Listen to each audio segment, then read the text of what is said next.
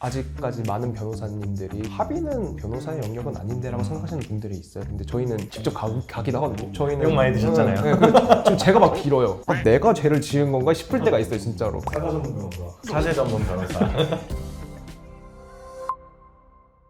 네, 안녕하세요. 법무법인 도하의 이혜성 변호사입니다. 안녕하세요, 법무법인 도하의 임동기 변호사입니다. 오랜만이네 두 분. 네. 네, 둘이 하는 거 진짜 오랜만인 것 같아요.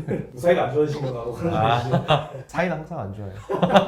저번 영상에서 아마 이혜성 변호사님이 사기죄 총론에 대해서 말씀해 주신 것 같아요. 그래서 오늘은 사기죄 고소를 하는 이유는 뭘까? 만약에 내가 사기죄 피의자로 고소를 당했다면 합의를 어떻게 해야 될까? 그런 것들 좀 알려드리려고 하고요. 생각보다 사기죄라는 게 합의를 안 본 경우에는 꽤 형량이 세게 나올 수가 있어요. 그래서 사기죄에서 그 양형의 가장 중요한 요소는 합의이기 때문에 저희가 실제로 했던 사건들이나 다른 실제 사례들을 바탕으로 좀 설명을 해드리려고 합니다. 네, 실제로 그 형법 347조를 보면은 단순 사기도 10년 이하의 징역이 규정되어 있고요. 금액이 이제 5억을 넘어가게 되면은 특경가법이 적용돼서 더 가중처벌이 되고 양형 기준에 따라 달라지겠지만 5억을 넘어서 50억까지 넘어간다. 그러면은 이제 사실상 징역을 안 받기는 쉽지 않죠. 네, 어려워진다고 보는 거고요. 금액이 그렇게 막 몇십억 이렇게 되지 않더라도 반복적이고 뭐 여러 명의 피해자가 있다면 또 마찬가지로 구속이나 실형이 나올 수 있고, 그래서 여러모로 사기죄 같은 경우에는 다툴 범위도 많고 그리고 전략도 중요하다고 볼 수 있겠습니다. 만약에 사기죄 자체를 다툴 수는 없다고 한다면, 그러니까 유무죄는 다툴 수 없다고 하면은 그 양형에 가장 중요한 영향을 미치는 거는 합의 여부입니다. 그러니까 피해 회복 여부인데요. 양형위원회 양형 기준을 보더라도 처벌불원 또는 실질적 피해의 회복이 있었는지가 감경 요소로 들어가 있습니다. 이게 그 다른 범죄보다도 또 합의 여부가 중요한 게, 결국 사기의 대부분은 금전과 관련한 이슈들이 많기 때문에 합의를 통해서 그런 금전적인 피해를 일부가 됐든 전부가 됐든 배상을 했는지 여부가 받게 되는 최종형을 결정하는 데 있어서도 아주 중요하게 작용을 하는 거죠. 근데 이제 주의하실 점은 사기죄 같은 경우에는 이게 반의사불벌죄라거나 뭐 친고죄 이런 게 아니기 때문에 합의를 봤다고 해도 처벌을 받습니다. 근데 처벌받는 것도 맞지만 분명 감경사유로서 고려되는 것도 맞다. 그래서 두 가지 측면을 다 알고 계시면 될 것 같고, 실제로 이제 처벌불원서 내지는 뭐 합의서를 제출하게 되면 법원에서도 징역형을 내리는 것까지는 어쩔 수 없다 하더라도 집행유예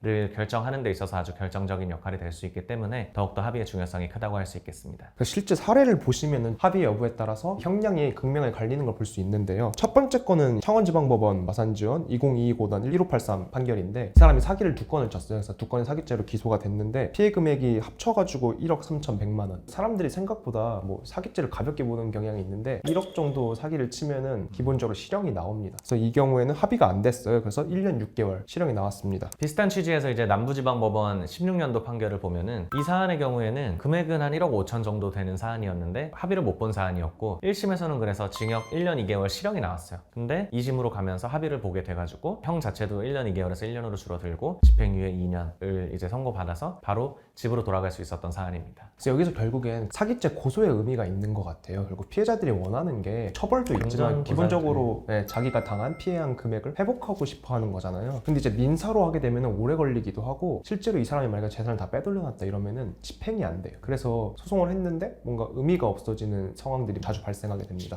만약에 사기죄로 기소가 됐다? 그러면은 어디선가 돈이 나옵니다. 진짜로 수사를 받고 이 사람들이 이제 나 감옥 갈 것 같은데 라는 생각이 들게 되면은 돈은 어디서든지 갖고 오는 것 같아요. 그래서 사실 제일 중요한 게 기소가 되게 만들어야 됩니다. 사기죄 총론에서 많이 설명해 주셨겠지만 사기죄랑 채무불이행은 진짜 한 끗 차이거든요. 기망을 증명하는 게 되게 중요하기 때문에 저희가 그런 역할을 잘 해드릴 수 있을 것 같습니다. 제가 이전 영상에서도 말했지만 서로 보완적인 관계가 되는 것 같아요. 그래서 민사는 상대방한테만 돈을 받을 수 있거든요. 뭐 예를 들어서 나한테 사기를 친 사람이 있으면 아무리 그 사기친 사람의 아빠가 부자여도 거기다 민사소송을 걸 수는 없어요. 근데 이제 형사고소를 당해서 우리 아들이 감옥에 가게 생겼다. 그럼 아버지가 지갑을 활짝 여는 경우들이 많죠. 그렇기 때문에 이게 민사적으로는 엄밀히 그 사람의 채무가 아니지만 이제 가족이나 뭐 기타 지인들, 아니면 이 사람이 당장 감옥에 가게 생겼으면 어디 뭐 대출을 받든 뭐 아니면 속된 말로 딴 데 가서 훔쳐서라도 합의를 할 수도 있는 거란 말이죠. 그런 의미에서 금전적인 보상이 될 가능성이 높다라는 말씀을 임 변호사님이 해주신 것 같고, 실제로 저희도 이제 고소를 했다가 합의금을 너무 적게 부르거나 합의 생각이 없어 보이는 피고인들을 감옥에 보내버린 사례들이 좀 있잖아요.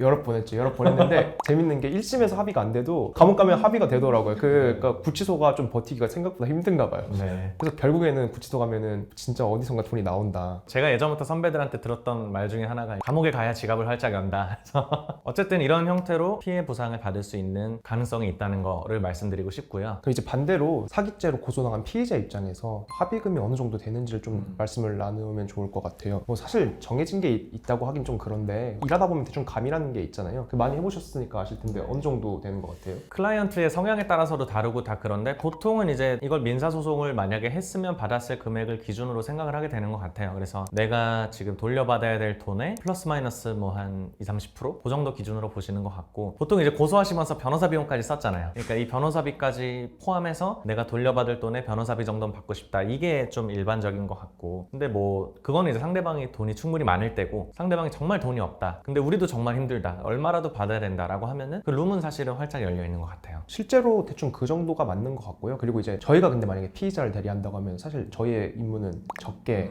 최대한 적게 합의를 보는 거잖아요. 근데 그런 것들이 도움이 될 때들이 꽤 있어요. 예를 들어서 꼭 진짜로 금액이 높다고만 합의가 잘 되는 건 아니거든요. 감정의 문제가 네, 좀 있어. 기분이 나쁘고 진짜 당한 거에 대한 억울함이 있을 때는 실제로 제대로 된 사과를 하는 고 그런 표시를 어떻게 잘 하느냐가 오히려 합의금보다 더 중요할 때도 있고요. 예를 들어서 아까 말씀해 주셨듯이 진짜 돈이 급한 상황이고 우리도 만약에 피해자도 돈이 없다고 해봐요. 근데 이게 진짜 최선이다. 할 수 있는 걸 다 했다라는 걸 보여줬을 때 실제 피해 금액보다 적은 금액에도 합의가 되기도 합니다. 이 사기죄 관련 그 유튜브 영상들 보면 이제 많은 분들이 변호사들 진짜 합의 말만 신경도 안 쓴다. 이렇게 열심히 해준 사람 없다. 이런 얘기가 되게 많거든요. 실제로도 변호사분들이 합의에 대해서 별로 이렇게 크게 신경 안 쓰시는 것 같긴 해서.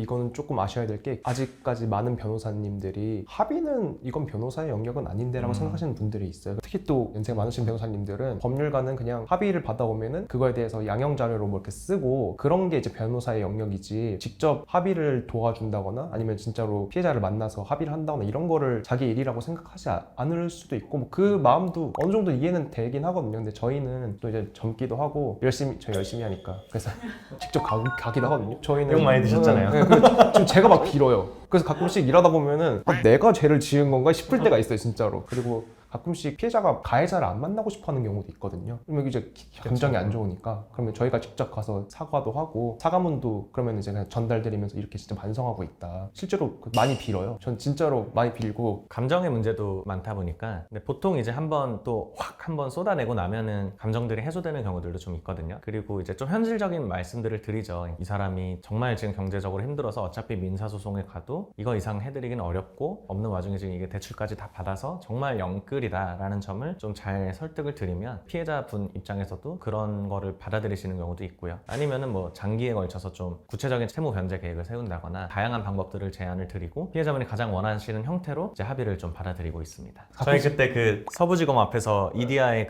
조그만 의자 둘이 앉아가지고 도와달라고. 피해자분 진짜 한 2시간 기다리고 결국 합의했어요 그때. 네. 무릎 꿇기 직전까지 가셨는데. 네. 아, 무릎 잘 꿇어요. 사과 전문 변호사. 네. 사제 전문 변호사. 합의의 중요성은 잘 이해가 됐는데 또 타이밍도 되게 중요할 것 같고 어떻게 할지 방법도 중요할 것 같거든요.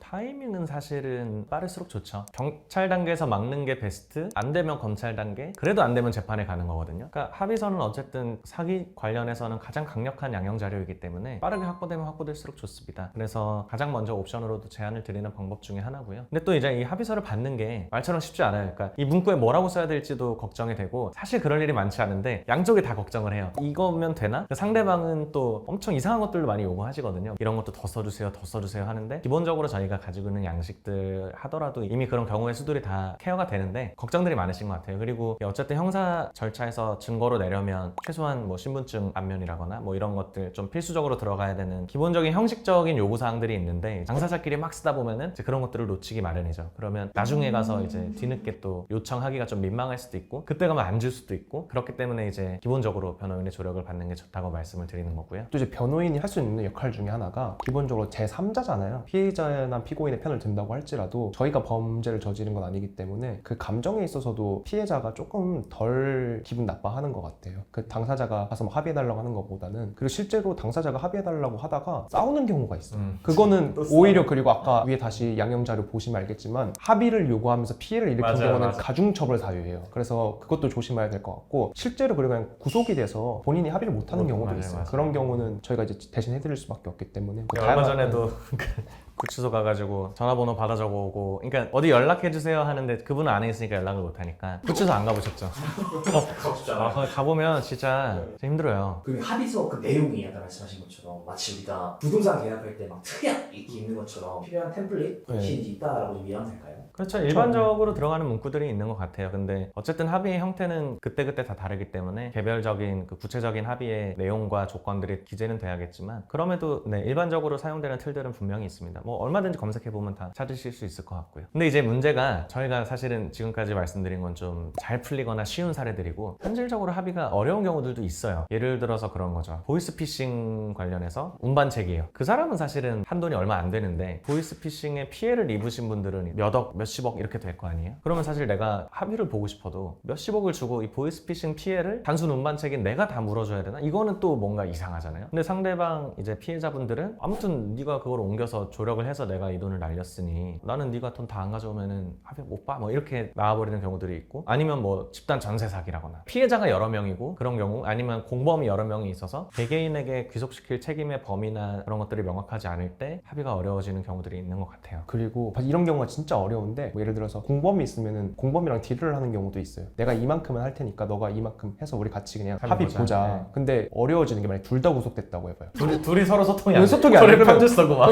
아 진짜로 그런 경우가 있어요. 그러면은 그 의뢰인은 공범한테 연락 좀 해서 어떻게 좀 해주세요. 근데 공범도 구속돼 있죠. 근데 그러면은 저희가 경찰서나 검찰에 전화해서 공범 변호인 연락처 좀 받을 수 있는지 한번 확인해봐 달라, 그분한테. 이제 그 변호인한테 연락해서 그 공범까지 다시 연락을 하고 뭐 이런 식으로 하는 경우도 많아요. 그리고 아까 말씀드린 뭐 보이스피싱 같은 경우에는 우리 의뢰인한테 이 돈을 받는다고 해서 이 피해 금액 전부에 대한 그런 청구권을 포기하는 게 아니니까 이 주범들한테는 여전히 나머지 금액을 다 받으실 수 있고, 이미 보이스피싱 사기 당하신 분들은 경제적으로 많이 힘들고 고생을 하고 계신단 말이죠. 그러니까 그 와중에 조금이라도 이 피해 변제를 하시고, 얘는 어차피 자범이니까 좀 이렇게 좋게 합의를 해달라, 이런 취지로 설득을 드리면 또 꽤나 납득들을 잘 하시고요. 그러니까 여러모로 정말 합의를 보는 것도 좀 아트의 영역인 것 같아요. 피해자가 말씀하신 다수라면 그 피해자의 어떤 피해 금액별로 우선순위 정해서 다 한 분 한 분 연락을 하시는 거예요? 최대한 다 하려고 하는 편이죠. 예. 근데 뭐 답도 없는 경우도 있고요. 너무 많아서, 그리고 어차피 못한다 하는 경우에는 사실은 쉽지 않은 경우들도 있죠. 그래서 결국 구체적인 사안을 보고 합의로 접근할 사안인가, 그런 것들이 이제 좀 중요하게 다뤄지는 것 같아요.